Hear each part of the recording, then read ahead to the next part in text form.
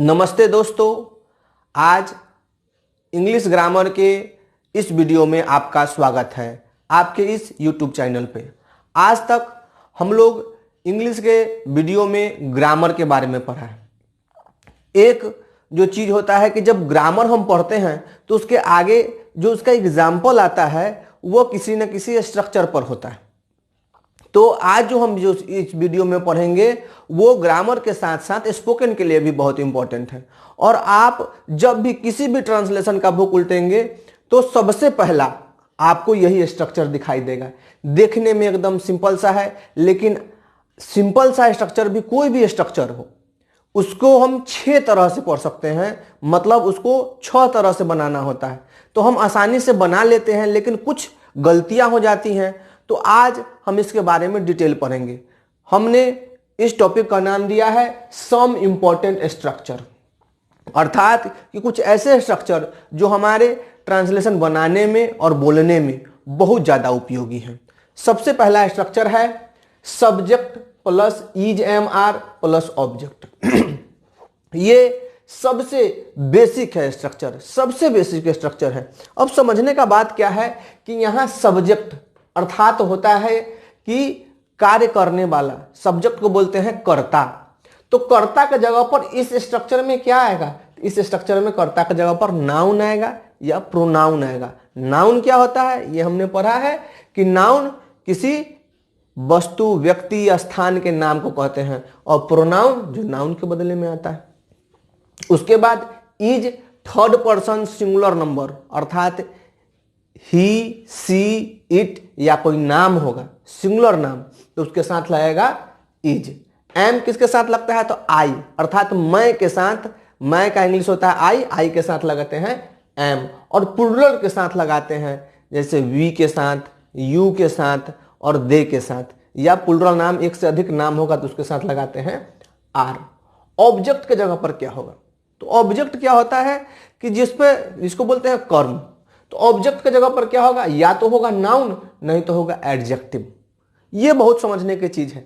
हम क्या करते हैं कि ऐसे ये जो है स्ट्रक्चर, इसमें कभी कभी क्या करते हैं इजेएमआर के बाद ए एन लगाते हैं। तो ए एन कहाँ लगाते हैं? जब वो नाउन हो, जब ऑब्जेक्ट नाउन होगा तब ए एन का प्रयोग करेंगे, सिंगुलर होगा तभी। हमने अभी आर्टिकल में पढ़ा है कि नो नाउन नो आर्टिकल, और अगर ये एडजेक्टिव होगा तो इसमें ए एन का प्रयोग नहीं करेंगे। अब देखते हैं, ये आसान सा स्ट्रक्चर है, कोई भी हमको बनाने के लिए देता है हम बना देते हैं।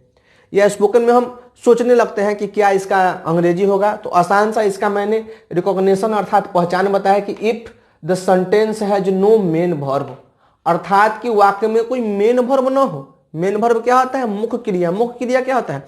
हिंदी में समझे तो मुख्य क्रिया वे सभी शब्द हैं जिसके अंत में ना प्रत्यय लगा होता है, जैसे खाना, पीना, उठना, बैठना, आना जाना, खेलना, कूदना, पढ़ना, लिखना।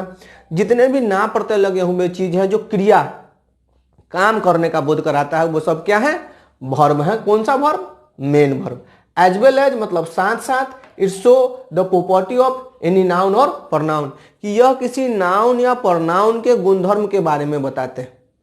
अर्थात क्या? कि माँ दयालु होती है, गाय सीधी होती है, ये सब इसका गुणधर्म हुआ। और क्या होता है कि वाक्य में मेन वर्ब नहीं होता है। तो स्ट्रक्चर क्या है? Subject plus is am are plus object. इसका कुछ एग्जाम्पल देखते हैं, जैसे वह गरीब किसान है। वह क्या है? गरीब किसान है। तो ही इज। और फार्मर क्या है? नाउन है। और पुअर क्या है? इसका विशेषता बतला रहा है, अर्थात ये एडजेक्टिव है। तो यहाँ नाउन के लिए यहाँ क्या लगाया गया है? ए। अगर सिर्फ पुअर रहता तो इसमें ए का प्रयोग नहीं होता। जैसे अगले, he is a poor farmer, और अगले में क्या है? तुम खुश हो, तुम लोग खुश हो। तुम लोग खुश हो तो यू आर हैप्पी। हैप्पी क्या है? एडजेक्टिव है, इसके पहले ए नहीं लगा, ऐसे भी नहीं लगता क्योंकि ये प्लुरल है। मैं व्यस्त हूं, व्यस्त क्या है? एडजेक्टिव है, और एडजेक्टिव के पहले ए एन का प्रयोग नहीं किया जाता है, इसलिए मैं व्यस्त हूं तो आई एम बिजी। ये पहला है। इसको, ये जो है इसका निगेटिव का स्ट्रक्चर क्या होता है? सब्जेक्ट इजेएमआर और उसके बाद क्या लगाते हैं? नॉट लगाते हैं। उसके बाद ऑब्जेक्ट। आप समझ चुके हैं सब्जेक्ट और ऑब्जेक्ट पर क्या होता है? इजेएमआर के तुरंत बाद क्या लगाते हैं? नॉट। ये किसी भी किसी भी तरह का हम वाक्य बनाते हैं, अगर उसमें नहीं लगाना है अर्थात निगेटिव बनाना है, तो वाक्य में जितने भी हेल्पिंग वर्ब हो, पहले हेल्पिंग वर्ब के तुरंत बाद नॉट का प्रयोग किया जाता है। तो यहाँ पे हमने हेल्पिंग वर्ब के बाद क्या लगा दिया? नॉट। कि राम बुरा नहीं है, तो Ram is not bad, Ram is not bad. हम लोग नेता नहीं है, तो we are not leaders. Plural है, अगर सब्जेक्ट प्लूरल रहेगा तो ऑब्जेक्ट भी क्या कर देंगे? प्लूरल कर देंगे, वी आर नॉट लीडर्स। उसके बाद होता है सिंपल इंट्रोगेटिव। सिंपल इंट्रोगेटिव क्या होता है? सामान्य प्रश्नवाचक वाक्य जिसका जवाब हम हाँ या नो में दे सकते हैं। सिंपल इंट्रोगेटिव का क्या है कि जो हेल्पिंग वर्ब होता है वो पहले चला जाता है, ईजेएमआर पहले चला जाता है, उसके बाद सब्जेक्ट, उसके बाद ऑब्जेक्ट। और हिंदी में क्या होता है कि वाक्य हमेशा क्या से शुरू होता है। जैसे क्या वह तुम्हारा भाई है, तुम्हारा भाई ये पूरा सब्जेक्ट हुआ, तो वह क्या वह तुम्हारा भाई है, तो वह सब्जेक्ट हुआ और तुम्हारा भाई क्या हो गया? ऑब्जेक्ट हो गया।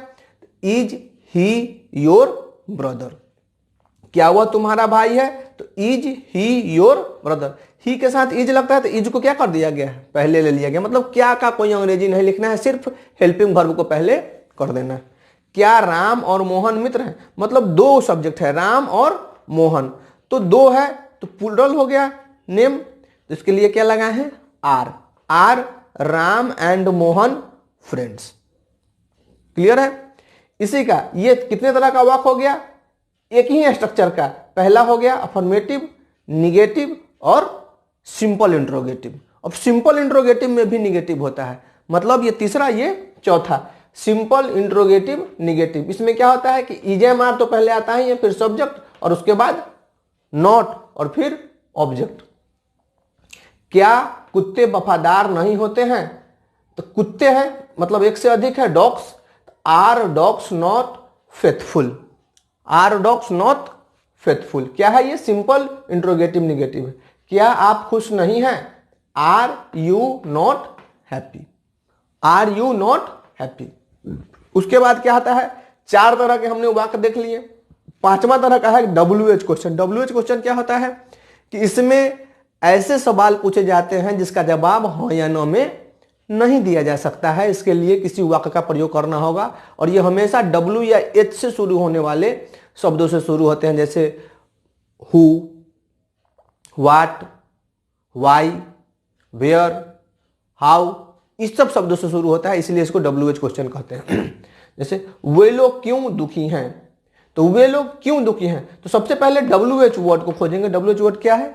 क्यों। क्यों को पहले लाएंगे, उसके बाद हेल्पिंग वर्ब, तो वाई आर दे सेड, दे के साथ क्या लगता है? आर। और क्यों, क्यों क्या है? इसका क्वेश्चन है, WH क्वेश्चन है, सॉरी WH वर्ड है, तो इसको पहले लिखेंगे why are they sad, question mark दिया। राम कैसे परेशान है, राम कैसे परेशान है, राम क्या है? नाम है, मतलब क्या है? ये थर्ड पर्सन सिंगुलर नंबर है, तो पहले कैसे, तो हाउ, राम के लिए इज, उसके बाद सब्जेक्ट राम और परेशान का disturb, how is Ram disturb. Clear है? लास्ट कि छठे तरह का वाक्य आता है WH निगेटिव क्वेश्चन, अर्थात क्या? WH क्वेश्चन में ही नोट लगाना था। WH word is am are subject not plus object, ये इसका स्ट्रक्चर है। तुम तेज क्यों नहीं हो, अर्थात कि तुम तेज क्यों नहीं हो, तो क्यों क्या इंग्लिश लिखे हैं? वाई आर यू, तुम, यू नहीं का नॉट और intelligent, why are you not intelligent, तुम तेज क्यों नहीं हो।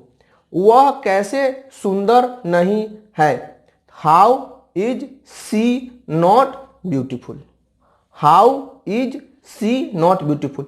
अर्थात क्या कि एक आसान सा आप वाक्य लीजिए, जैसे वह गरीब किसान है, इसको आप आसान सा, वह गरीब है, और इसको इसी को 6 तरह से बनाइए। वह गरीब है, वह गरीब नहीं है, क्या वह गरीब है, क्या वह गरीब नहीं है, वह क्यों गरीब है, और वह कैसे गरीब नहीं या क्यों गरीब नहीं।